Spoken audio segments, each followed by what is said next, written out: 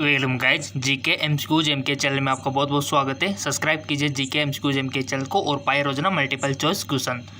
So guys, आज हम discuss करने वाले इलेक्ट्रोकेमिस्ट्री यानी कि विद्युत रसायन के बारे में। ठीक है, पिछला जो वीडियो था उसमें हमने सॉल्यूशन यानी कि विलयन वाला डिस्कस कर चुके थे। तो ये आपका चैप्टर 3 है, यूनिट 3। तो चलिए शुरू करते हैं। कौन सा सेल कॉपर इलेक्ट्रोड के मानक इलेक्ट्रोड विभव का मापन करेगा? बताइए, कौन सा सेल कॉपर इलेक्ट्रोड के मानक इलेक्ट्रोड विभव का मापन करेगा? डिफ़िकल्टी हो सकता है आज का ये चैप्टर, ठीक है, क्योंकि इसमें कुछ न्यूमेरिकल्स और आपको सारणीज मिलेगी। तो बताइए, option first, second, third, fourth, कौन सा राइट ऑप्शन हो सकता है? सही जवाब आपको बताना है। आई होप आपने टिक लगा दिया होगा। इसका राइट ऑप्शन हो जाएगा आपका ऑप्शन थर्ड। ठीक है, तो ये वाला जो सेल है कॉपर इलेक्ट्रोड के मानक इलेक्ट्रोड विभव का मापन करेगा।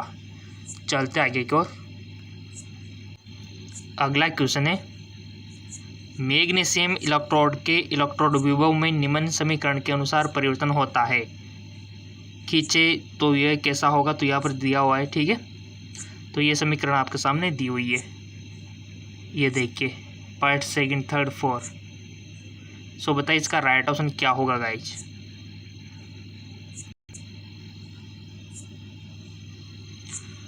आई होप आपने टिक लगा दिया होगा। इसका जो राइट ऑप्शन हो जाएगा ऑप्शन सेकंड। ठीक है, क्योंकि यहाँ से स्टार्ट होगा, यहाँ से नहीं होगा, और यहाँ से भी नहीं है, इस तरह से नहीं जाएगा, और इस तरह से नहीं, ये इस तरह से जाता है। ठीक है, चलते आगे की ओर। निम्न में कौन सा कथन सत्य है?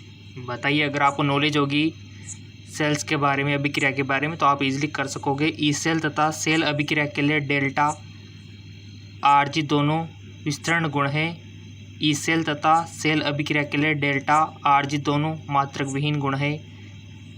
ई सेल एक मात्र विहीन गुण है, जबकि सेल अभिक्रिया के लिए डेल्टा आरजी एक विस्तारणी गुण है। ई सेल एक विस्तरण गुण है, जबकि डेल्टा आरजी मात्रा विहीन गुण है। बताइए कौन सा कथन सत्य है, ट्रू है?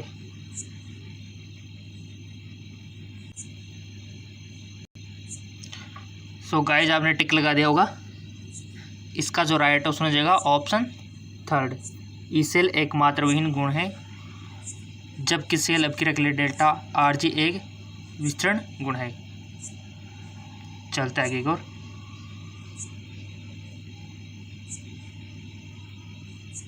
जब सेल में कोई धारा प्रभावित न हो रही हो तो इलेक्ट्रोडों के विभव में अंतर को कहते हैं। जब सेल में कोई धारा प्रभावित न हो रही हो तो इलेक्ट्रोड के विभव में अंतर को कहते हैं सेल विभव, सेल ईएमएफ, विभवांतर या फिर सेल औल्टता।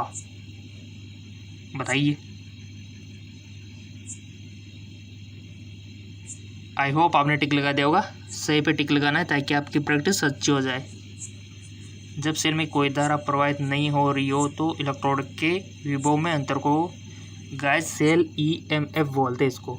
ठीक है ना, धारा प्रवाहित नहीं हो रही हो तब। ठीक है, चलते आगे और।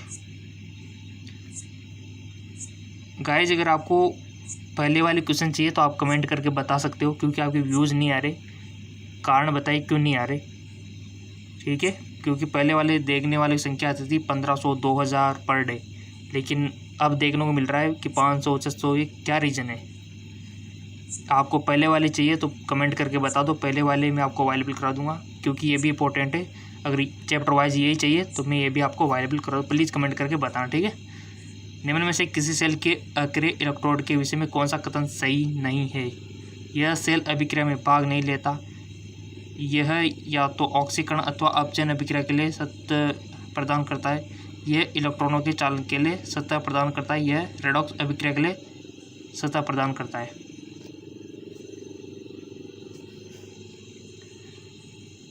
पहले क्वेश्चन को पढ़ो, समझो, उसके बाद टिक लगाओ ऑप्शन में। आई होप आपने लगा भी दिया होगा और सही लगाया होगा। इसका राइट ऑप्शन हो जाएगा 4। यह रेडॉक्स अभिक्रिया के लिए सत्ता प्रदान करता है। चलते आगे को।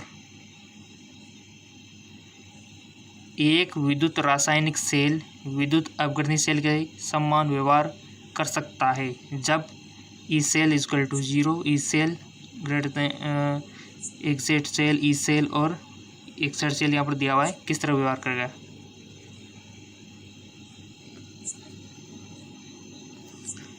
सो सिंपल, राइट ऑप्शन थर्ड हो जाएगा। अगला क्वेश्चन है, विद्युत अपघटनों के विलोन के लिए कौन सा कथन सही नहीं है। विद्युत अपघटनों के विलोन के लिए कौन सा कथन सही नहीं है।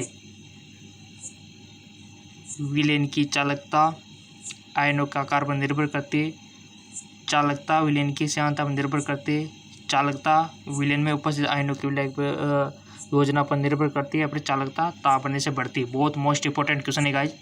विद्युत अपघटनों के विलोनों के लिए कौन सा कथन सही नहीं है, यानी कि 3 तो सही है, बाकी एक गलत है, वो आपको बताना है। आई होप आपने टिक भी लगा दिया होगा। इसका राइट ऑप्शन हो जाएगा आपका ऑप्शन थर्ड, यानी कि चालकता विलेन में उपस्थित आयनों के विलायक योजना पर निर्भर नहीं करती, ये सही नहीं है। बाकी के सब सही है कि विलेन की चालकता आयनों के आकार पर निर्भर करती है, चालकता विलेन की श्यानता पर निर्भर करती है, चालकता ताप बढ़ने से बढ़ती है। ये चीज़ आपको याद रखनी है, इम्पोर्टेंट है, राइट। क्योंकि यहाँ से आपको टिक लगाना है, नहीं नॉलेज भी मिल रही है। यहाँ देख सकते हो, यहाँ देख सकते हो, ठीक है, कितना सारा आपको ज्ञान मिल रहा है। चलते आगे को, नीचे दिए गए आंकड़ों का उपयोग करते हुए प्रबल अपचय को ज्ञात कीजिए। प्रबल अपचय आपको ज्ञात करना है। ये 4 ऑप्शन आपके सामने है, Cl, Cr, Cr3+, Mn2+।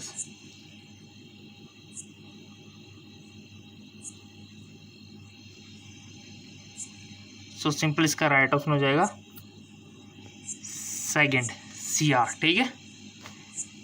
प्रबल अपचय को ज्ञात कीजिए। तो जिसका सही था बहुत बहुत धन्यवाद, और जिसका सही नहीं किया वीडियो को देखने लग जाओ, वापस से रिपीट कर लो। आप सभी को रिकमेंड करूँगा, जितने भी वीडियो बनाए सभी को वापस से रिवाइज कर सकते हो आप। रोजाना का वापस बाय एक वीडियो देखना ताकि आपका रिवीजन हो जाए, क्योंकि लिखा तो होगा नहीं आपने, तो वीडियो दोबारा से देख लो, रिवीजन हो जाएगा। चलते आगे और प्रश्न 8 में दिए गए आंकड़ों के आधार पर निम्नलिखित में से प्रबल आपको ऑक्सीकरण ज्ञात करना है। Cl, Mn, MnO4, Cr3+। सो इसका राइट ऑप्शन हो जाएगा थर्ड वाला, प्रबलतम ऑक्सीकरण। Right option is third. Next, प्रश्न 8 में दिए गए आंकड़ों का प्रयोग करते हुए ज्ञात कीजिए कि अपचय के क्रम का सही विकल्प कौन सा है। विकल्प भी आपसे पूछा जा सकता है गाइस, तो विकल्प आप देख सकते हो यहाँ पे Cr3+, Cl, Mn2+, Cr। यहाँ पर सबसे कम Mn2+ को कर दिया गया है, उसके बाद Cl को, उसके बाद Cr3+ को। तो यहाँ से आप क्रम देख के डिसाइड कर सकते हो कि राइट ऑप्शन क्या होगा। सो इसका राइट ऑप्शन हो जाएगा आपका सेकंड वाला। चलते आगे को, प्रश्न 8 में दिए गए आंकड़ों का उपयोग करते हुए अपचेत अवस्था में सार्वधिक स्थायी आयन को ज्ञात कीजिए। सार्वधिक स्थायी आयन को Cl, Cr3+, Cr, Mn2+। Obviously बात है, इसका तो ऑप्शन 4 राइट हो जाएगा, ठीक है। जिसका सही है बहुत बहुत धन्यवाद। अगला क्वेश्चन है आपका 8 में दिए गए आंकड़ों के आधार पर सार्वधिक अस्थायी ऑक्सीकृत स्पीशीज ज्ञात आपको करनी है। तो बताइए इसका राइट ऑप्शन क्या होगा। सो इसका राइट ऑप्शन फर्स्ट हो जाएगा, ठीक है। अगला क्वेश्चन है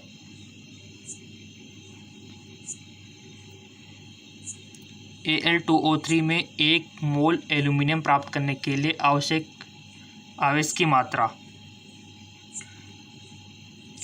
1632। बताइए राइट ऑप्शन क्या होगा।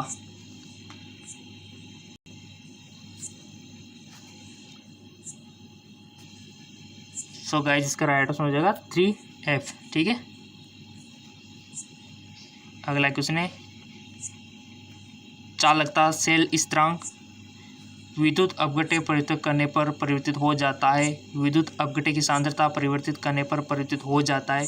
विद्युत अपघट्य का ताप परिवर्तित करने पर परिवर्तित हो जाता है या दिए गए सेल के लिए स्थिर रहता है। चालकता सेल का स्थिरांक।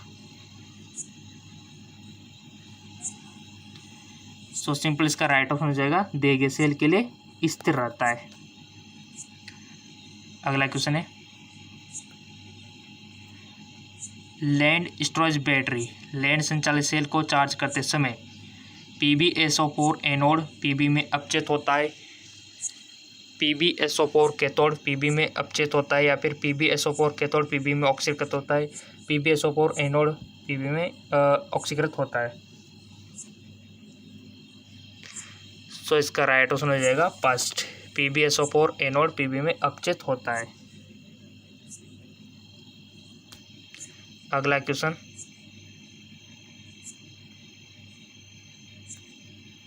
के बराबर होगा, किसके बराबर होगा।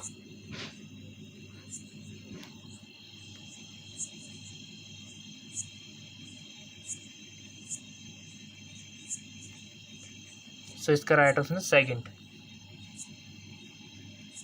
नेक्स्ट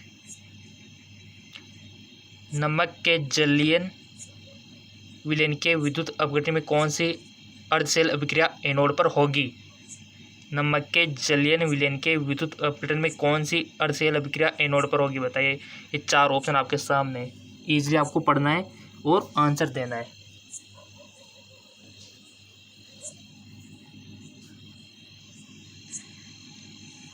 सही आंसर देना है गाइज। आई होप आपने सिलेक्ट कर लिया होगा। इसका राइट ऑप्शन हो जाएगा आपका सेकंड वाला। ठीक है, अब आपके 17 में से कितने क्वेश्चन सही है कितने क्वेश्चन गलत है कमेंट करके आपको बताना है। और जो इंग्लिश मीडियम से वो जेके जॉब चैनल को फॉलो कर ले, जिसका लिंक नीचे डिस्क्रिप्शन में दिया हुआ है। और आपको इसी प्रकार के चाहिए या फिर पहले वाले चाहिए कमेंट करके आप ज़रूर बताएं। सो तो आपको ही बताना है। पहले मैं आपको बता दूं मैं किस प्रकार के क्वेश्चन की बात कर रहा हूँ। चलिए मैं आपको दिखा देता हूँ। सो गाइस जैसे आप नीचे GK MCQs MK चैनल लिखा हुआ है उस पर क्लिक करोगे तो इस प्रकार का इंटरफेस आपके सामने ओपन हो जाएगा। और इसके बाद आपको वीडियो पे क्लिक करना है। ठीक है, ये वीडियो मैंने क्लिक कर दिया। इसके बाद ये देखिए आपके सामने ओपन हो चुका है। तो मैं जो बात कर रहा हूँ वो इस प्रकार क्वेश्चन की बात कर रहा हूँ। जैसे कि ये हो गए वायरस वाला हो गया, बैक्टीरिया वाला हो गया। ये देखिए ऑब्जेक्टिव टाइप क्वेश्चन जिसमें हम 4 ऑप्शन रखते थे। ठीक है, पहले वाले इजी थे बट वो तो उस प्रकार के चाहिए या फिर आपको इसी प्रकार के चाहिए क्योंकि उनमें व्यूज ज़्यादा थे और यहाँ पर व्यूज संख्या कम हो चुकी है। ये देखिए, जबकि इम्पोर्टेंट क्वेश्चन तो यही है आपके सिलेबस के अकॉर्डिंग सॉलिड स्टेट वाले। ठीक है, तो पहले वाले चाहिए या फिर अभी वाले चाहिए आपको कमेंट करके बताना है।